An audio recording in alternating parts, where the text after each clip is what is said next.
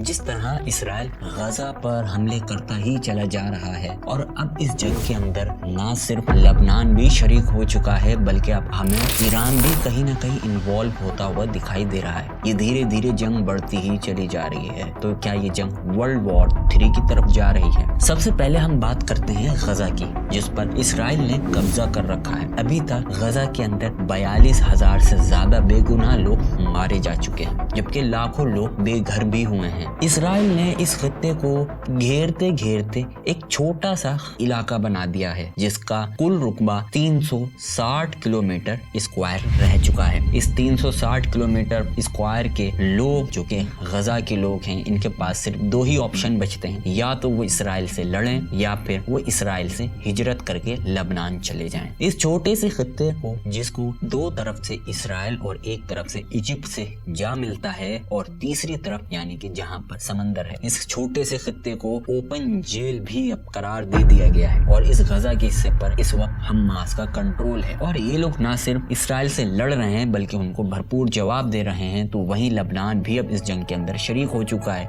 हम देख रहे हैं कि अब इसराइल लेबनान पर भी एयर स्ट्राइक कर रहा है। इस एयर स्ट्राइक करने की वजह 17 और 18 सितंबर को 3000 से ज्यादा रेडियो और पेजर्स में जो ब्लास्ट हुआ था, इसको करार दिया जा रहा है, क्योंकि इन पेजर्स में जो ब्लास्टिंग हुई है वो इसराइल ने की और हिजबुल्लाह ने ये कहा है कि ये अटैक इसराइल ने किया है। जबकि इसी के जवाब में इसराइल ने अब इन पर एयर स्ट्राइक करना शुरू कर दी है। लेकिन अगर मैं बात करूं हिजबुल्लाह की, जिसने ये बयान दिया है, तो ये 1980s के अंदर मार्च से वजूद में आई। दरअसल जब इसराइल ने साउथ लेबनान पर अटैक किया और उस पर कब्जा कर लिया, तो एक आम सा ग्रुप मंजर आम पर आया और इस ग्रुप ने लेबनान को इसराइल से आजाद करवाया और बाद में यही ग्रुप हिजबुल्लाह के नाम से जाना गया। कहा यह भी जाता है कि इस ग्रुप को ईरान फंडिंग करता है और सपोर्ट। जबकि मैं ईरान की बात करूं तो आपको ये बात याद होगी कि 13 अप्रैल को 300 मिसाइल ड्रोन के साथ ईरान ने इसराइल पर अटैक किया था। इस अटैक करने की वजह ये थी कि इसराइल ने ईरान के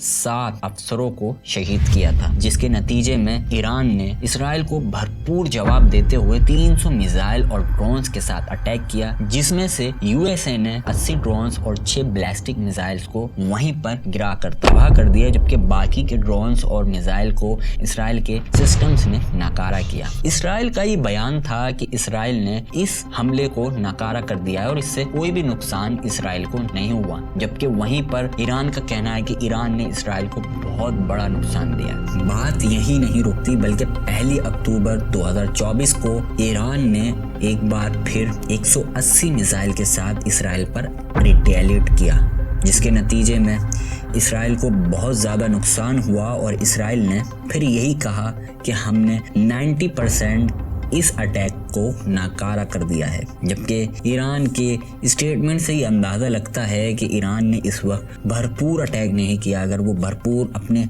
हाइपरसोनिक मिसाइल्स के साथ अटैक करता है तो ये अटैक बहुत ज़्यादा भारी पड़ सकता है इसराइल को। चलिए अब इसको समझते हैं। इसराइल के एयर डिफेंस सिस्टम की बात करूं, जो कि बहुत ज़्यादा मशहूर है, जिसको आयरन डूम कहा जाता है, और इस जैसे जितने भी इनके पास सिस्टम्स हैं, इनकी मेंटेनेंस बहुत ज़्यादा हाई कॉस्ट है। मतलब कि इनकी मेंटेनेंस मिलियंस ऑफ डॉलर्स में होती है। और ईरान ने जब इस पर अटैक किया तो इन्होंने जो सिस्टम्स यूज किए, इनकी कॉस्ट बहुत ज़्यादा थी, जिसके नतीजे में इसराइल को माली तौर पर बहुत ज़्यादा नुकसान हुआ था। जबकि मैं इसराइल के डिफेंस सिस्टम की बात करूं तो ना सिर्फ आयरन डूम सिस्टम है, इसराइल के पास डेविड स्लिंग सिस्टम भी है, जो कि ज़्यादा रेंज वाले मिसाइल या जो ज़्यादा दूर से आते हैं इस मिसाइल्स अटैक के लिए, उनको कंट्रोल करता है। और इसकी रेंज 15 किलोमीटर की हाइट और 300 किलोमीटर का डिस्टेंस रखती है। जबकि वहीं एरो सिस्टम की अगर मैं बात करूं तो एरो 3 सिस्टम 2400 किलोमीटर की रेंज रखता है और 100 किलोमीटर का एल्टीट्यूड। जबकि जब इन सिस्टम्स को उस रात जब यूज किया गया था तो ईरान के मुताबिक $200 मिलियन पर डे का इसराइल को नुकसान हुआ था। जबकि इसके अंदर ईरान ने उस वक्त हाइपरसोनिक मिसाइल्स का यूज नहीं किया था।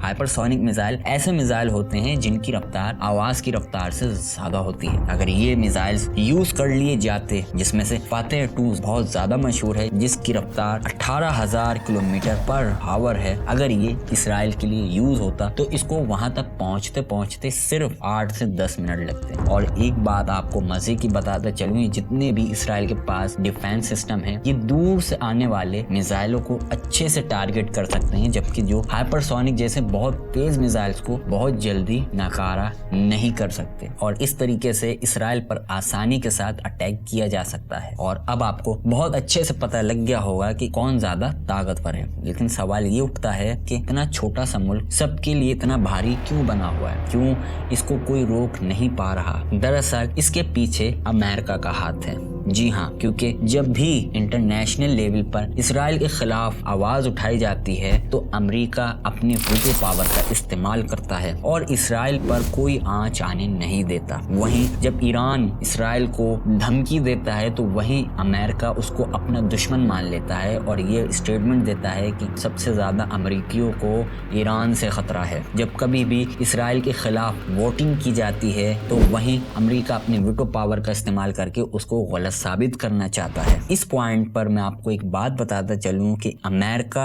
हर साल 3.8 मिलियन डॉलर की मिलिट्री एड इसराइल को फराहम करता है गजा के लोगों के लड़ने के लिए। जहां वो गजा के लोगों के लिए फंडिंग करता है, वहीं इसराइल की मिलिट्री को वेपन्स भी मुहैया करता है उनको मारने के लिए। इस दोहरे मयार के साथ साफ बात वाज़ा होती है कि अमेरिका इसराइल को सपोर्ट करता है और वो ये नहीं चाहता कि इसराइल पीछे हटे, बल्कि वो यही चाहता है कि वो अपने मकसद में कामयाब हो। और अगर इसी तरीके से ये लड़ाई चलती रही तो ईरान ना सिर्फ अभी इन्वॉल्व हुआ है बल्कि फिर ये कम्प्लीटली इसमें शामिल हो जाएगा और ये जंग मजीद आगे बढ़ने के चांसेस भी हो सकते हैं। बाकी आपकी क्या राय है इस वीडियो में जरूर बताइएगा। वीडियो अच्छी लगी है तो इसको लाइक कीजिएगा, चैनल को सब्सक्राइब कीजिएगा। मैं मिलूंगा फिर एक नई इंटरेस्टिंग वीडियो के साथ। अपना ख्याल रखिएगा एंड गुड बाय।